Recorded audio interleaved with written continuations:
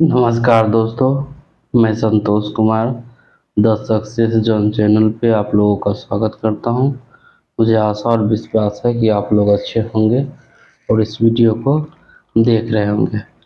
तो कल के टॉपिक में हमने प्रकाश के परावर्तन एवं उनके नियम और दर्पण को दो भाग में बांटा था, समतल दर्पण और गोलीय दर्पण। ठीक है, तो उसमें हमने समतल दर्पण को पढ़ा था। आज हम पढ़ते हैं गोलीय दर्पण को। तो बिना देर किए हुए चलिए हम समझते हैं कि गोलीय दर्पण क्या होता है।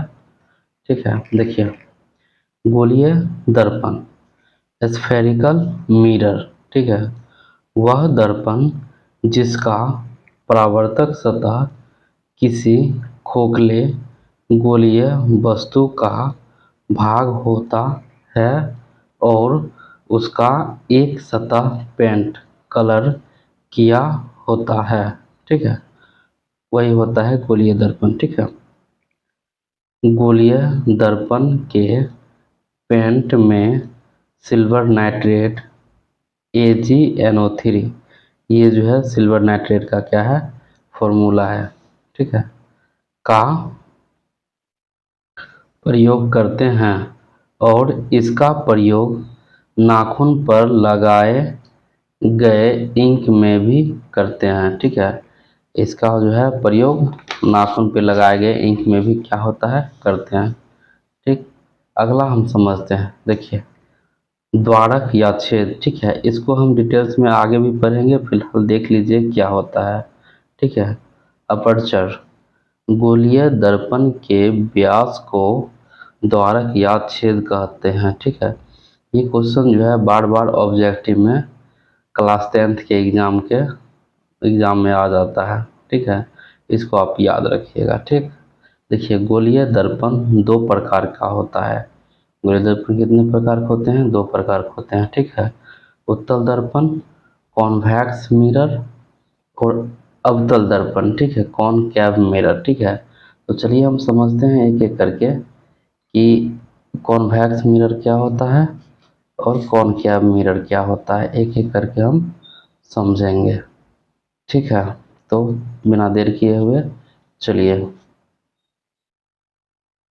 देखिए, उत्तल दर्पण, ठीक है, कॉन्वेक्स मिरर, वैसा दर्पण जिसका परावर्तक सतह उभरा हुआ रहता है उसे उत्तल दर्पण कहते हैं। ठीक है, देखिए, इसका जो है ये भाग ये कलर किया हुआ होता है। ठीक, और ये भाग ऊपर वाला जो है उभरा हुआ है। ठीक है, ये किसका चित्र है, उत्तल दर्पण का है। ठीक है, देखिए, उत्तल दर्पण को अपसारी दर्पण भी कहते हैं। क्या कहते हैं, अपसारी दर्पण भी कहते हैं। ठीक है, तो देखिए, उत्तल दर्पण का उपयोग, ठीक है, इसका उपयोग, ठीक है, इसका उपयोग गाड़ी के साइड मिरर में करते हैं। ठीक है, इसका उपयोग कहाँ करते हैं, गाड़ी के साइड मिरर में। ठीक है, मोस्ट VVI क्वेश्चन, ठीक है, ये बार बार पूछा जाता है कि गाड़ी के साइड मिरर में किस दर्पण का उपयोग किया जाता है, तो उत्तल दर्पण का उपयोग किया जाता है। ठीक है, अब देखिए दूसरा उपयोग इसका, ठीक है, सड़क पर लगे स्ट्रेट लाइट में करते हैं। इसमें करते हैं सड़क पर लगे स्ट्रेट लाइट में। ठीक है, और तीसरा क्या है, किसी वस्तु का सीधा प्रतिबिंब बनाने में। ठीक है, किसी वस्तु का सीधा प्रतिबिंब बनाने में भी इसका उपयोग करते हैं। ठीक, अब देखिए, इसके द्वारा बना प्रतिबिंब, ठीक है, उत्तल दर्पण द्वारा बना प्रतिबिंब, ठीक है, उत्तल दर्पण द्वारा बना प्रतिबिंब काल्पनिक, आभासी, सीधा और जो है वस्तु के आकार से छोटा होता है। ठीक है, इसका जो प्रतिबिंब है वो काल्पनिक और आभासी बनता है, सीधा होता है और वस्तु के आकार से छोटा होता है। तो इसको आप याद रखिए। ठीक है, अगला चलते हैं हम। अब इसका अगला पार्ट है अवतल दर्पण, तो वो पढ़ते हैं। देखिए, अवतल दर्पण कॉनकैव मिरर, ठीक है, वैसा दर्पण जिसका परावर्तक सतह धंसा हुआ रहता है उसे अवतल दर्पण कहते हैं। ठीक है, अवतल दर्पण को अपसारी दर्पण या अभिसारी दर्पण कहते हैं। अवतल दर्पण को अपसारी या अभिसारी दर्पण के नाम से भी जानते हैं। ठीक है, अब देखिए ये जो है, ठीक है, अवतल दर्पण का ये है चित्र है। देखिए इसका जो है परावर्तक सतह क्या है, धंसा हुआ है और ये कलर किया हुआ है। ठीक है, तो चलिए आगे हम देखते हैं। ठीक है, देखिए अवतल दर्पण का उपयोग, ठीक है, अवतल दर्पण का उपयोग सोलर प्लेट में करते हैं, सोलर कुकर में करते हैं, दाढ़ी बनाने जैसे हजामत के रूप में करते हैं, गाड़ी के हेडलाइट में करते हैं, डॉक्टर नाक कान गला के रोगियों को देखने में करते हैं। ठीक है, तो इसमें जो है इसको याद रखिएगा, दाढ़ी बनाने या हजामत बनाने में। ठीक है, मोस्ट वीवीआई है, बार बार ऑब्जेक्टिव में पूछ लिया जाता है कि दाढ़ी बनाने में किस दर्पण का उपयोग करते हैं, तो अवतल दर्पण का उपयोग करते हैं। ठीक है, चलिए इस तरह से हमने उत्तल दर्पण और अवतल दर्पण को हम समझे और उसका उपयोग को भी हमने जाना। अब हम आगे गोलीय दर्पण से संबंधित कुछ पद को हम समझते हैं। ठीक है, देखिए इस फिगर को अच्छा से देखिए। ठीक है, ये गोलीय दर्पण से संबंधित कुछ पद है। ठीक है, ये देखिए ये गोलीय दर्पण का चित्र है। ठीक है, इधर देखिए ये वाला जो भाग है, ठीक है, ये अवतल है और ये वाला जो भाग है ये उत्तल है। तो इससे कुछ डिफिनेशन है जो आपको समझना होगा, तब आपको आगे की पढ़ाई जो है समझ में आएगा, नहीं तो नहीं आएगा। ठीक है, देखिए गोलीय दर्पण के केंद्र को क्या बोलते हैं, वक्रता केंद्र बोलते हैं। ठीक है, और गोलीय दर्पण के मध्य बिंदु को क्या बोलते हैं, ध्रुव बोलते हैं, पोल बोलते हैं। ठीक है, वक्रता केंद्र सी और पी के बीच की दूरी को क्या बोलते हैं, वक्रता त्रिज्या बोलते हैं। ठीक है, और वक्रता केंद्र और ध्रुव के बीच वाले बिंदु को क्या बोलते हैं, फोकस बिंदु बोलते हैं। ठीक, फोकस बिंदु और ध्रुव के बीच वाले ये जो छोटी वाली एफ है उसको फोकस दूरी बोला जाता है। ठीक है, फोकस दूरी का दोगुना क्या होता है, वक्रता त्रिज्या होता है। ठीक है, और गोलीय दर्पण के पूरा व्यास को क्या बोलते हैं, द्वारक बोलते हैं, जो अभी हमने पीछे पढ़ा है। ठीक है, और ये जो है ये रेखा जो गुजरती है ये मुख्य अक्ष है। ठीक है, ये जो है ध्रुव और वक्रता केंद्र के बीच बीच जाती है। ठीक, तो चलिए हम एक एक करके इसका डिफिनेशन को हम समझते हैं कि क्या होता है। ठीक, देखिए सबसे पहले हम ध्रुव को समझते हैं कि ध्रुव क्या होता है। ठीक है, देखिए दर्पण के मध्य बिंदु को ध्रुव कहते हैं। ठीक है, इसे P से सूचित किया जाता है। ठीक है, इसको जो है P से सूचित करते हैं। ठीक, अब आगे चलते हैं।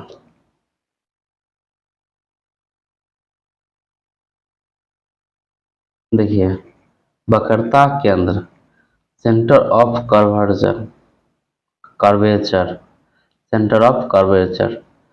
देखिए दर्पण के केंद्र को वक्रता केंद्र कहते हैं। ठीक है, इसे सी से सूचित करते हैं, किससे करते हैं, सी से।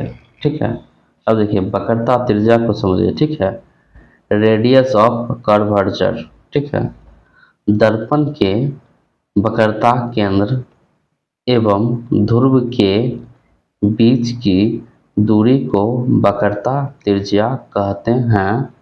इसे आर से सूचित किया जाता है, किसे कहते हैं, आर से। ठीक है, फोकस दूरी वक्रता त्रिज्या की आधी होती है, अर्थात एफ बराबर आर बटा 2 होती है। ठीक है, आगे हम समझते हैं कि फोकस दूरी होता क्या है। ठीक, यही से अगर क्वेश्चन पूछा जाए, ठीक है, कि वक्रता त्रिज्या फोकस दूरी की क्या होती है, तो फोकस दूरी की दोगुनी हो जाएगी, लेकिन फोकस दूरी की दोगुनी हो जाएगी, लेकिन अगर पूछा जाए फोकस दूरी वक्रता त्रिज्या की क्या होगी, तो आधी होगी। ठीक है, तो इसको आप याद रखिएगा। ठीक है, आगे हम चलते हैं। देखिए फोकस फोकस बिंदु को बढ़िया से समझिए, ठीक है। फोकस पॉइंट, ठीक है। दर्पण के वक्रता केंद्र और ध्रुव के बीच वाले बिंदु को फोकस बिंदु कहते हैं। क्या कहते हैं? फोकस बिंदु कहते हैं, ठीक है। इसे एफ से सूचित किया जाता है। किसे कहते हैं? एफ से सूचित करते हैं, ठीक है। फोकस दूरी, फोकल लेंथ, ठीक है। दर्पण के फोकस बिंदु और ध्रुव के बीच की दूरी को फोकस दूरी कहते हैं। इसे छोटी एफ से सूचित करते हैं, ठीक है। ठीक, आगे चलिए हम पढ़ते हैं, ठीक है। देखिए, द्वारक, अपर्चर, ठीक है। दर्पण के व्यास को द्वारक कहते हैं। द्वारक वक्रता त्रिज्या के दोगुने होते हैं, ठीक है। इस पॉइंट को याद रखिएगा, ठीक है, कि द्वारक जो है वक्रता त्रिज्या के दोगुने होते हैं, ठीक है। आगे हम समझते हैं कि फोकस क्या होता है, ठीक। फोकस क्या होता है? देखिए, फोकस फोकस क्या होता है कि दर्पण के मुख्य अक्ष के समांतर आ रही प्रकाश की किरण परावर्तन के बाद जिस बिंदु पर मिलती है या मिलती हुई प्रतीत होती है, उस उस बिंदु को फोकस कहते हैं। क्या कहते हैं? फोकस कहते हैं, ठीक है। देखिए, ये जो है अवतल दर्पण है, ठीक है। ये मुख्य अक्ष है, मुख्य अक्ष के समांतर, ठीक है। मुख्य अक्ष के समांतर आ रही है, ठीक है। टकराने के बाद ये कहाँ से गुजरी? फोकस से गुजरी, ठीक है। यही पॉइंट को क्या बोलते हैं? फोकस बोलते हैं, ठीक। तो देखिए, यहाँ देखिए, ये उत्तल दर्पण में क्या होता है कि यहाँ से टकराया और इधर मोड़ा, ठीक है। ये क्या हुआ कि मिलती हुई क्या है? फोकस पर मिलती हुई प्रतीत होती है, ठीक है। तो ये जो है फोकस का सिंबल है।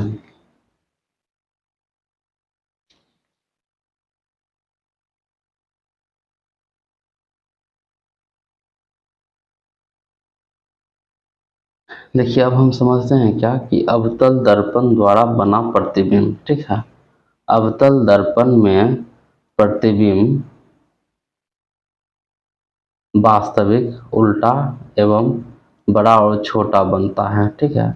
लेकिन जब काल्पनिक प्रतिबिंब बनता है तो केवल वस्तु से बड़ा एवं सीधा बनता है, ठीक। आप इसको याद रखिएगा, ठीक है। देखिए, ये जो है अवतल दर्पण का चित्र है, ठीक है। अवतल दर्पण में वस्तु को इस साइड ऊपर में रखा जाता है, ठीक है। अगर ऊपर में रखने के बाद अगर इधर प्रतिबिंब बनेगा नीचे, तो वो कैसा प्रतिबिंब होगा? वास्तविक प्रतिबिंब होगा, ठीक है। रियल इमेज होगा, ठीक है। और दर्पण के पीछे अगर बनता है तो ये आभासी या काल्पनिक प्रतिबिंब होगा, वर्चुअल इमेज होगा, ठीक है। इस फिगर को आप दिमाग में रखिए, ठीक है, तब आपको अच्छी तरह से समझ में आएगा, ठीक। तो चलिए हम समझते हैं कि अवतल दर्पण में कैसा प्रतिबिंब। ये अवतल दर्पण है, ठीक है। इसमें 6 गो केस होता है, ठीक है। कि 6 केस को आप समझिए कि कहाँ पे वस्तु को रखेंगे, कहाँ पे प्रतिबिंब बनेगा, कैसा बनेगा, वास्तविक बनेगा या सीधा बनेगा, या फिर वस्तु का आकार कैसा होगा। उस तरह से हम इसको समझते हैं। देखिए, ये पॉल हो गई, ध्रुव हो गई, ये फोकस हो गई, ये वक्रता केंद्र हो गया, और ये इन्फिनिटी हो गया, अनंत हो गया, ठीक है। देखिए, ओ से क्या हुआ? ऑब्जेक्ट, ऑब्जेक्ट मतलब हो गया वस्तु, ठीक है। आई से क्या हो गया? इमेज, इमेज मतलब क्या होता है? प्रतिबिंब होता है, ठीक है। तो समझिएगा, ठीक है। देखिए, यहाँ पे क्या है? अनंत है। अगर अनंत पे ऑब्जेक्ट वन, ठीक है, मतलब पहला वस्तु को अगर रखते हैं, अगर अनंत पे कोई वस्तु को रखते हैं, देखिए यहाँ पे 1 लिखा हुआ है और यहाँ पे भी 1 लिखा हुआ है, तो यहाँ पे 2 लिखा हुआ है, तो यहाँ पे 2 लिखा हुआ है, ठीक है। अगर अनंत पे एक पहला वस्तु को रखते हैं तो फोकस पे क्या होगा? इसका प्रतिबिंब बनेगा, ठीक है। तो इसी तरह समझिएगा और अच्छा से, ठीक है। देखिए, कोई वस्तु अवतल दर्पण में कोई वस्तु को अनंत पे रखते हैं तो उसका प्रतिबिंब कहाँ बनेगा? फोकस पे बनेगा, ठीक है। अगर हम अवतल दर्पण में कोई वस्तु को इन्फिनिटी अनंत और वक्रता त्रिज्या के अगर बीच में रखते हैं तो उसका प्रतिबिंब कहाँ बन रहा है, वक्रता केंद्र और फोकस के क्या बन रहा है, बीच में बन रहा है। ठीक है। उसके बाद जो है अगर अवतल दर्पण में कोई वस्तु को हम वक्रता केंद्र पे रखते हैं तो उसका प्रतिबिंब वक्रता केंद्र पर ही बनता है। ठीक है। और किसी वस्तु को हम वक्रता केंद्र और फोकस के बीच में रखते हैं तो इसका प्रतिबिंब कहाँ बन रहा है, आई फोर। ठीक है। अनंत और वक्रता केंद्र के कहाँ बन रहा है, बीच में बन रहा है। ठीक है। अवतल दर्पण में किसी वस्तु को अगर हम फोकस पे रखते हैं तो इसका प्रतिबिंब कहाँ बन रहा है, अनंत पे बन रहा है। ठीक है।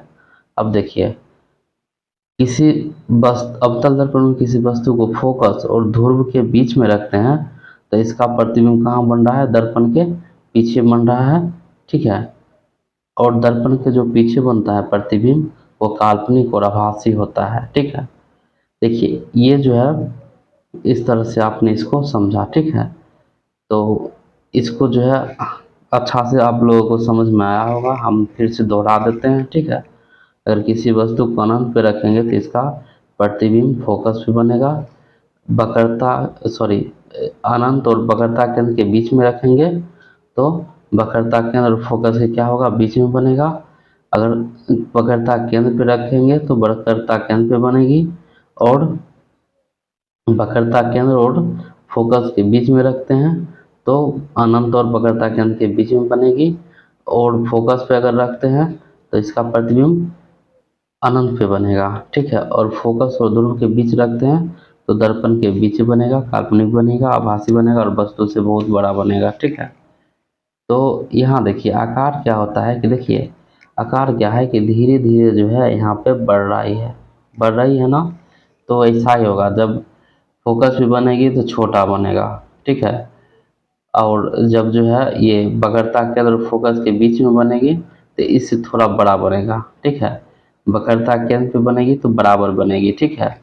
और वक्रता केंद्र और अनंत पे बीच बीच में बनेगी तो इससे बड़ा बनेगा, बड़ा बनेगा। और अनंत पे बनेगा तो बहुत बड़ा प्रतिबिंब बनता है। ठीक है। और काल्पनिक और आभासी बनता है तो इधर जो है बड़ा ही प्रतिबिंब बनता है। ठीक। तो चलिए हम इसको जो है एक चार्ट से समझ लेते हैं। ठीक है, कि कैसे कैसे क्या है। देखिए यहाँ पे लिखा हुआ है वस्तु की स्थिति, प्रतिबिंब की स्थिति, वास्तविक या काल्पनिक प्रतिबिंब, सीधा या उल्टा, वस्तु का आकार दिया हुआ है। ठीक है। इसको जो है समझिएगा। ठीक। अब देखिए हम इसको समझाते हैं। ठीक है। जैसे कि वस्तु की स्थिति, अगर वस्तु को हम अनंत पे रखते हैं तो प्रतिबिंब कहाँ बनेगा, फोकस पे बनेगा। ठीक है। देखिए वस्तु ओ मतलब ऑब्जेक्ट, ऑब्जेक्ट मतलब वस्तु, वस्तु को हमने अनंत पे रखा था तो इसका प्रतिबिंब कहाँ बना था, आई वन, ओ वन और आई वन। ठीक है। तो ओ वन हो गया वस्तु और आई एन, आई से इमेज, इमेज मतलब प्रतिबिंब, आई वन। ठीक है। प्रतिबिंब हो गया। ठीक है। तो वस्तु को अनंत पे रखेंगे तो कहाँ बन रहा है, फोकस पे। ठीक है। तो अनंत पे रखें तो फोकस पे बना। ठीक है। कैसा बना, इधर बन रहा है। तो इससे पिछला वाला जो है हम फिगर में समझाए थे कि इधर जो प्रतिबिंब बनेगा वो वास्तविक होगा, दर्पण के पीछे कोई भी प्रतिबिंब बनेगा वो काल्पनिक होगा। ठीक है। और इधर हम वस्तु को रखते हैं। ठीक है। अब देखिए अनंत पे रखेंगे तो फोकस भी बनेगा, वास्तविक बनेगा, उल्टा, अगर वास्तविक है तो उल्टा बनेगा और वस्तु के आकार से बहुत छोटा बनेगा। ठीक है। उसके बाद देखिए इसको जो है अनंत और वक्रता केंद्र के बीच में रखेंगे। ठीक है। अनंत और वक्रता केंद्र के बीच में रखेंगे तो कहाँ बन रहा है, वक्रता केंद्र और फोकस के बीच में, वक्रता केंद्र और फोकस के बीच में बन रही है, वास्तविक है, उल्टा है, छोटा है। ठीक है। ये बहुत छोटा तो ये छोटा है। ठीक है। अब देखिए अब वक्रता केंद्र, सी क्या है, वक्रता केंद्र, वक्रता केंद्र पर रखेंगे तो वक्रता केंद्र पर ही बनेगा, वास्तविक बनेगा, उल्टा बनेगा और वस्तु के आकार के बराबर बनेगा। ठीक है। अब देखिए सी, सी मतलब वक्रता केंद्र और एफ मतलब फोकस। ठीक है। वक्रता केंद्र और फोकस के बीच में रखते हैं तो वक्रता केंद्र और अनंत के बीच में बनता है, वास्तविक बनता है, उल्टा बनता है और बड़ा बनता है। ठीक। अब देखिए एफ पर रखते हैं तो अनंत पे बनता है, वास्तविक बनता है, उल्टा बनता है और बहुत बड़ा बनता है। ठीक, और देखिए अगर F और P के बीच में रखते हैं तो दर्पण के पीछे बनेगा। ठीक है, दर्पण के पीछे बनेगा, आभासी बनेगा या काल्पनिक प्रतिबिंब बनेगा, सीधा बनेगा और वस्तु के आकार का बड़ा बनेगा। ठीक है, तो अवतल दर्पण एक ऐसा दर्पण है जिसमें क्या होता है कि वास्तविक प्रतिबिंब बनता है और काल्पनिक, दोनों प्रकार का प्रतिबिंब बनता है। छोटा बड़ा बराबर सब प्रति आकार भी होता है इसका। ठीक है, तो इसको जनरली ये याद रखिएगा। ठीक है, कि अवतल दर्पण एक ऐसा दर्पण है जिसमें वास्तविक और काल्पनिक प्रतिबिंब, दोनों प्रकार का प्रतिबिंब बनता है। ठीक है, अब आगे हम समझते हैं कि ये जो है 6 गो केस था, हमने एक ही फिगर में आपको समझा दिया। अब चलते हैं कि उत्तल दर्पण में समझते हैं कि कैसे प्रतिबिंब बनता है। ठीक है, तो उत्तल दर्पण को हम समझते हैं। ठीक, देखिए उत्तल दर्पण द्वारा बना प्रतिबिंब, उत्तल दर्पण द्वारा बना प्रतिबिंब आभासी या काल्पनिक, सीधा एवं वस्तु के आकार से छोटा बनता है। ठीक है, तो हम चलिए फिगर के माध्यम से भी समझ लेते हैं कि देखिए ये क्या है, उत्तल दर्पण का चित्र है। ठीक है, देखिए ध्रुव हो गई, ये जो है फोकस हो गई, ये जो है वक्रता केंद्र हो गया। ठीक है, इधर जो है ये अनंत हो गया। ठीक है, वस्तु को कहाँ रखेंगे, इधर रखेंगे, तो प्रतिबिंब कहाँ होगा, इधर होगा। देखिए इसमें क्या होता है कि काल्पनिक प्रतिबिंब बनता है। तो काल्पनिक प्रतिबिंब क्या होता है कि दर्पण की हमेशा क्या बनती है, पीछे बनती है। ठीक है, तो हम वस्तु को इधर रखेंगे, प्रतिबिंब इसका दर्पण के पीछे बनेगा। ठीक है, अब देखिए ये दर्पण है, दर्पण के सामने में वस्तु को रखेंगे, दर्पण के पीछे प्रतिबिंब बनेगा। ठीक, अब देखिए अगर वस्तु को हम अनंत पे रखते हैं, O1 अनंत पे, तो I1 ये प्रतिबिंब कहाँ बनता है, फोकस पे बनता है। ठीक है, अगर वस्तु को हम अनंत और ध्रुव के बीच में रखते हैं तो ये जो है फोकस और ध्रुव के बीच में बनता है इसका प्रतिबिंब, देख रहे हैं I2। ठीक, अगर हम ध्रुव पे रखते हैं किसी वस्तु को O3 तो यहीं पे I3। ठीक है, ध्रुव पे कोई वस्तु को रखते हैं तो ध्रुव पे ही इसका प्रतिबिंब बन जाता है। ठीक है, तो जनरली इसमें जो है तीनों को केस देखने के लिए मिलता है, तो आप तीनों को केस पढ़िए इसमें। ठीक है, तो देखिए देखिए वस्तु की स्थिति, प्रतिबिंब की स्थिति, वास्तविक या काल्पनिक, सीधा या उल्टा, वस्तु का आकार। ठीक है, तो हम चलिए समझते हैं कि कहाँ पे कौन वस्तु को रखेंगे और कैसा प्रतिबिंब बनेगा। ठीक है, देखिए ये इन्फिनिटी है, अनंत, अनंत पे रखेंगे तो फोकस पे बनेगा। ठीक है, और इसमें जो है सब काल्पनिक प्रतिबिंब ही बनता है। ठीक है, तो काल्पनिक या आभासी बनेगा। ठीक है, सीधा बनेगा, काल्पनिक है तो सीधा बनेगा, बहुत छोटा बनेगा, आकार वस्तु के आकार से बहुत छोटा बनेगा। ठीक है, अब देखिए अनंत और पी पॉल ध्रुव, अनंत और ध्रुव पर रखते हैं तो फोकस और ध्रुव के बीच बीच बनेगी। ठीक है, और काल्पनिक बनेगी, सीधा बनेगी और छोटा बनेगी। ठीक है, जब पी ध्रुव पर रखेंगे तो ध्रुव पे ही बनेगी, काल्पनिक बनेगी और सीधा बनेगी और क्या होगा, बराबर बनेगी। ठीक है, तो इस तरह से इस वीडियो में हमने अवतल दर्पण से, अवतल दर्पण को कहाँ पे रखेंगे, कैसा प्रतिबिंब बनेगा, ठीक है, किस आकार का बनेगा, और इसी तरह से उत्तल दर्पण में भी हमने पढ़ा कि वस्तु को कहाँ रखेंगे, कैसा प्रतिबिंब बनेगा, वस्तु का आकार क्या होगा। ठीक है, तो इस तरह से हमने उत्तल दर्पण और अवतल दर्पण में समझ गए हैं। ठीक है, इसका डिफिनेशन क्या होता है फर्क, क्या होता है अंतर, हमने सब समझा। ठीक है, तो इस तरह को इस वीडियो को बिना बड़ा हो जाएगा। ठीक है, इसलिए यहीं पे छोड़ देते हैं। अगला मेरा टॉपिक है चिन्ह परिपाटी। ठीक है, तो चिन्ह परिपाटी को हम अच्छे से पढ़ेंगे नेक्स्ट क्लास में। तो फिलहाल इतना ही रहने दीजिए। मुझे आशा और विश्वास है कि जिस तरह से इस वीडियो में आपको हमने पढ़ाया है समझ में आया होगा आप लोगों को। ठीक है, अगर समझ में आया है तो एक लाइक एवं सब्सक्राइब जरूर कर दीजिएगा। धन्यवाद।